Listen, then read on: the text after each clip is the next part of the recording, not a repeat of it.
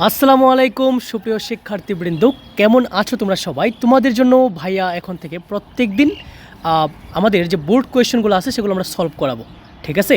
তো এই ভিডিওগুলো দেখার মাধ্যমে তোমরা পরীক্ষার জন্য একটা 100% প্রিপারেশন নিতে পারবা।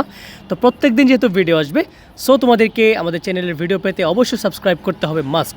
ওকে, তাহলে চলো আমাদের আজকে ঢাকা বোর্ড 2025-এ আসা যে কানেক্টর সেটার সমাধানটা দেখে নেওয়া যাক।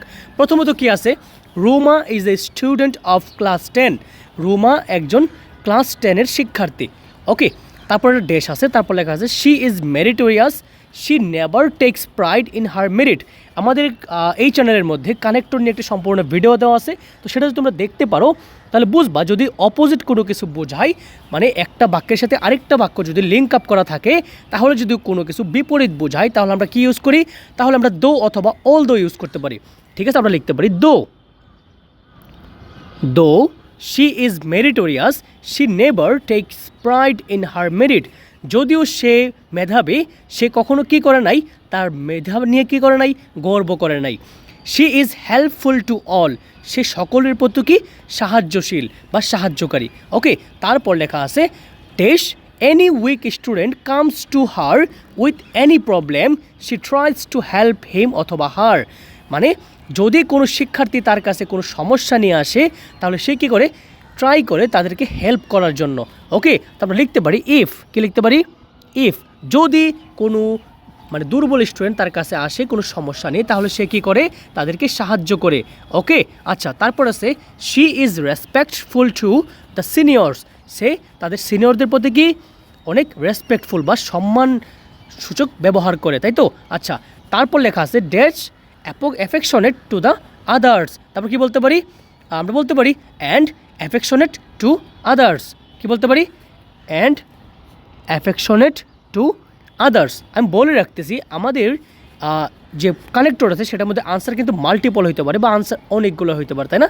মানে তুমি যে আগেরটা খেয়াল করো, সেটার মধ্যে তুমি কিন্তু ইফের জায়গায় হোয়েন বসাইতে পারো। মানে যখন কোনো উইক স্টুডেন্ট আসে আমরা এখানে হোয়েন বসাইতে পারি। কী বসাইতে পারি? হোয়েন বসাইতে পারবা, ইফও বসাইতে পারবা, তোমার ইচ্ছা, ঠিক আছে? দুইটাই answer.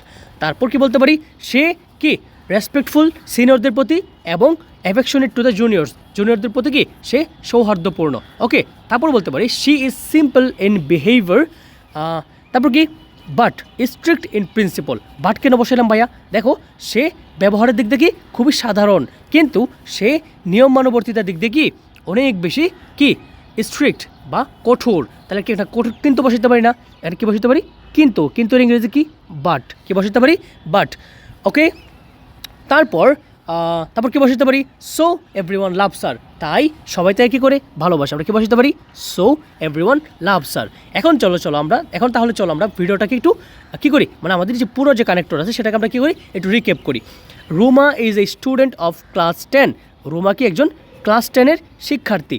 Though she is meritorious, she never takes pride in her merit. যদিও সে মেধাবী, সে কখনো কি করে নাই, তার মেধা নিয়ে কী করে নাই, গর্ব করে নাই। She is helpful to all, সে সকলের প্রতি কি সাহায্যশীল। ওকে, ইফ বা হোয়েন যদি অথবা কি যখন কোনো দুর্বল স্টুডেন্ট তার কাছে আসে কোনো সমস্যা নিয়ে, she tries to help him অথবা হার, সে তাদেরকে কী করে, সাহায্য করে। ওকে, বা সাহায্য করার চেষ্টা করে। ওকে, তারপর she is respectful to the seniors, সে সিনিয়রদের প্রতি কি সম্মানসূচক ব্যবহার করে।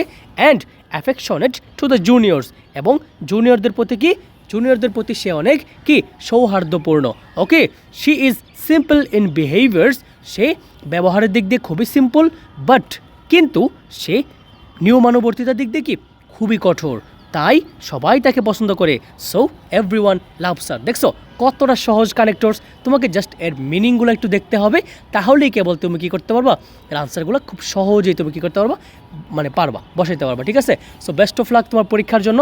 দেখা হচ্ছে পরবর্তী ভিডিওতে। আসসালামু আলাইকুম।